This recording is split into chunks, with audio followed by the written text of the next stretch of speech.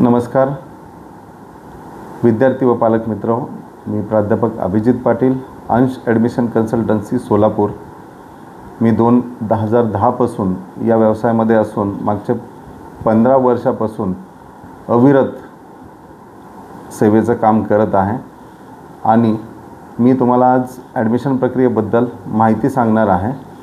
तर यावर्षी प्रत्येकाला ॲडमिशन हवंच आहे, पण त्यासाठी महत्त्वाचा आहे तो म्हणजे कट ऑफ। तर कट ऑफ ओपन कॅटेगरीसाठी यावर्षी 144 आलेला आहे। म्हणजे ओपन कॅटेगरीमधील विद्यार्थी यांना जर 144 मार्क नसतील तर त्यांना भारतामध्ये कोणत्याही MBBS, BAMS, BHMS, BDS या कोर्ससाठी ॲडमिशन मिळणार नाही। तसेच OBC, SC आणि ST कॅटेगरीसाठी हा जो कट ऑफ आहे तो 113 आलेला आहे। त्याचबरोबर ती जनरल आणि EWSचे जे विद्यार्थी असतील पण ज्यांच्याकडं PWD हे सर्टिफिकेट असेल तर त्यांच्यासाठीचा जो कट ऑफ आहे तो 117 आलेला आहे। म्हणजे 117 मार्क्स असतील पण तो कॅन्डिडेट जनरल किंवा EWS कॅटेगरीशी बिलॉंग करत असेल तर 45th पर्सेंटाईलनी त्याचा जो कट ऑफ आहे तो 117 मार्क्स असून या मार्काला तो भारतामध्ये कोणत्याही MBBS, BDS, BAMS तसेच BHMS कॉलेजसाठी तो ॲप्लाय करू शकतो। त्याचबरोबर ते MBBS नेमकं काय असतं आणि यांचे कॉलेज किती आहेत, यांचा इंटेक किती आहे, तर याबद्दल मी तुम्हाला माहिती सांगणार आहे। तर प्रथम एम्स कॉलेजविषयी विचार करूया। एम्स हे भारतामधील सर्वात बेस्ट असं एक इन्स्टिट्यूट आहे की ज्याच्यामध्ये की टोटल 20 कॉलेजेस आहेत आणि त्याच्यामध्ये 2312 एवढ्या सीट्स भरल्या जातात आणि सर्वात कमी फीचं कॉलेज म्हणून ओळखलं जाणारं एम्स म्हणजे हॉस्टेल, मेस, त्याचबरोबर ती ट्यूशन फी याचा खर्च फक्त वार्षिक 5856 असेल। त्यानंतर महाराष्ट्रामध्ये एकूण गव्हर्मेंट त्याचबरोबर ती प्रायव्हेट कॉलेज नेमके किती असणार आहेत, तर महाराष्ट्रामध्ये एकूण 80 जे MBBSचे कॉलेज आहेत त्यापैकी 42 कॉलेज जे आहेत तर ते गव्हर्मेंटचे आहेत। त्यामध्ये एकूण 6025 एवढा इंटेक कॅपॅसिटी आहे। त्याचबरोबर ती या कॉलेजेससाठी जी वार्षिक फी आहे ती 1,30,000 आकारण्यात येते। त्याचबरोबर ती हॉस्टेल, मेस हा खर्च जो आहे तो ॲडिशनल राहणार आहे। त्याचबरोबर ती महाराष्ट्रामध्ये एकूण 38 प्रायव्हेट कॉलेजेस आहेत, त्यामधून एकूण 5820 एवढ्या सीट्स ज्या आहेत त्या भरल्या जातात। त्याचबरोबर ती यासाठीच्या फी ज्या असतील तर त्या साधारण वार्षिक 6 लाख ते 18 लाखापर्यंत असणार आहेत। हॉस्टेल मेसचा खर्च जो असेल तो वेगळा असेल।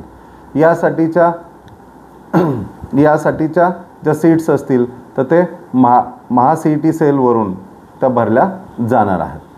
त्याचबरोबर ती जिपमरचं कॉलेज आहे एम्सच्या खालोखाल याचा विचार केला जातो। भारतामध्ये एकूण 2 जिपमरचे कॉलेज आहेत, त्या 2 कॉलेजमधून एकूण 243 सीट ज्या आहेत त्या भरल्या जातात। यासाठी सुद्धा वार्षिक खर्च जो आहे तो 14,980 एवढा येत असतो। त्याचबरोबर वरील दिलेल्या इन्स्टिट्यूटमध्ये म्हणजे एम्स असतील किंवा महाराष्ट्रामध्ये आपल्याला गव्हर्मेंट कॉलेज असेल किंवा प्रायव्हेट कॉलेज असेल याच्यामधून जर ॲडमिशन मिळालं नसेल आणि आपला स्कोर समजा कमी असेल तर यानंतरचं जे कॉलेज येतं तर ते डीम कॉलेज येतात। डीम कॉलेज म्हणजे त्याला आपण स्वायत्त कॉलेज असं पण म्हणू शकतो, त्यांचा ओन सिलेबस असतो, पण हे कॉलेज थोडेसे महागडे असतात आणि महाराष्ट्रामध्ये यासाठीच्या ज्या सीट्स असतील तर त्या एकूण 2500 एवढ्या सीट्स आहेत आणि याच्या फीज साधारण 18 लाखापासून ते 28.5 लाखापर्यंत वार्षिक याप्रमाणे असतात। हॉस्टेल मेसचा खर्च जो असतो तो जास्त असतो। महाराष्ट्रामध्ये जर समजा आपल्याला डीम कॉलेजला नंबर लागत नसेल तर नेमकं काय करायचं, तर अदर स्टेटमध्ये पण हे ऑप्शन्स अवेलेबल आहेत आणि अदर स्टेटमध्ये आपण डीममध्ये आपण ॲडमिशन घेऊ शकतो। त्याचबरोबर ती आपण आपल्या महाराष्ट्रामध्ये एक डीम कॉलेज आहे, सिम्बॉयसिस कॉलेज म्हणून आहे. त्या सिम्बॉयसिस कॉलेजमध्ये फक्त मुलींचं कॉलेज आहे आणि त्या मुलींच्या कॉलेजमध्ये प्रवेश घ्यायचा असेल तर त्याचा कट ऑफ जो असतो तो खूप हाय राहतो, कारण त्याची फी जी आहे तर ती खूप कमी आहे. त्याची फी जी आहे तर ती खूप कमी आहे, ती म्हणजे वार्षिक 10 लाख आहे. पण या कॉलेजेसमध्ये प्रतिवर्षी 10% याप्रमाणे फी आकारणी केली जाणार आहे. प्रत्येक वर्षी 10% याप्रमाणे जादाची फी आकारणी केली जाणार आहे. त्याचबरोबर ती प्रत्येक डीम कॉलेजेसमध्ये ही जी फी आकारणी आहे तर ती 5 ते 10% वार्षिक वाढ असू शकते. आणि हॉस्टेल आणि मेसचा खर्च जो असतो तो वेगळा असतो. यानंतर ग्रुप मध्ये येणारं दुसरा जो प्रकार आहे MBBS सोडून तो म्हणजे आहे BDS, म्हणजे डेंटलमध्ये जर तुम्हाला ॲडमिशन घ्यायचं असेल हा पण बेस्ट ऑप्शन आपल्याला ठरू शकतो. डेंटल म्हणजे दातांचा डॉक्टर. ठीक आहे. याच्यामध्ये नंतर MDS वगैरे केल्यानंतर याच्यामध्ये खूप स्कोप आहे. फॉरेन कंट्रीमध्ये पण BDSला खूप स्कोप आहे आणि छोटंसं क्लिनिक टाकू शकता किंवा हॉस्पिटल पण तुम्ही उभारू शकता. तर BDSचे महाराष्ट्रामध्ये टोटल गव्हर्नमेंटचे 4 कॉलेजेस आहेत. 2 जे आहेत तर ते मुंबईमध्ये आहेत, एक जे आहे तर नागपूरमध्ये आहे आणि एक जे आहे तर ते छत्रपती संभाजीनगर येथे आहे. तर यासाठीचा जो गव्हर्नमेंट कॉलेजसाठीचा जो खर्च आहे तो 1,17,400 एवढा वार्षिक खर्च आपल्याला येतो. त्याचबरोबर ती हॉस्टेल आणि मेस जे आहेत तर त्याचाही खर्च वेगळा असणार आहे. तर यापैकी या 4 कॉलेजमध्ये ॲडमिशन नाही मिळाल्यानंतर आपण काय करायचं तर याच्यामध्येही सेमीचे कॉलेज महाराष्ट्रामध्ये टोटल 25 आहेत. याचा टोटल इंटेक जो आहे तर तो साधारण 2400चा आहे. यामधून आपण ॲडमिशन घेऊ शकता. यासाठीही महाराष्ट्र शासनाच्या फीच्या सवलती ओपन पण ज्याचं उत्पन्न 8 लाखापेक्षा कमी असेल यासाठी ट्युशन फीमध्ये आपल्याला सवलत मिळू शकते. त्याचबरोबर ती मुलींसाठी तर शिक्षण फ्रीच आहे. त्याचबरोबर OBC असेल, त्यानंतर SC ST असेल त्याप्रमाणे या कॉलेजला सवलती दिल्या जातात. परंतु काही कॉलेजला फी जी आहे तर ती सुरुवातीला सर्व भरून घेतात, त्यानंतर आपण MHA-DBTला अप्लाय करून आपण ते फी परत घेऊ शकतो. त्याचबरोबर त्यानंतरचा जो प्रकार आहे तर BMS, म्हणजे महाराष्ट्रामध्ये टोटल म्हणजे गव्हर्नमेंटचे कॉलेजेस जे आहेत तर ते 22 आहेत. गव्हर्नमेंट आणि गव्हर्नमेंट ॲडेड असे 2200 आहेत आणि त्यापैकी 22 कॉलेज आहेत आणि त्यामधून त्यामध्ये 1712 एवढ्या सीट ज्या आहेत तर त्या CET सेलमार्फत भरल्या जातात. यातील 15% सीट ज्या आहेत तर त्या ऑल इंडिया कोट्यासाठी जाणार आहेत.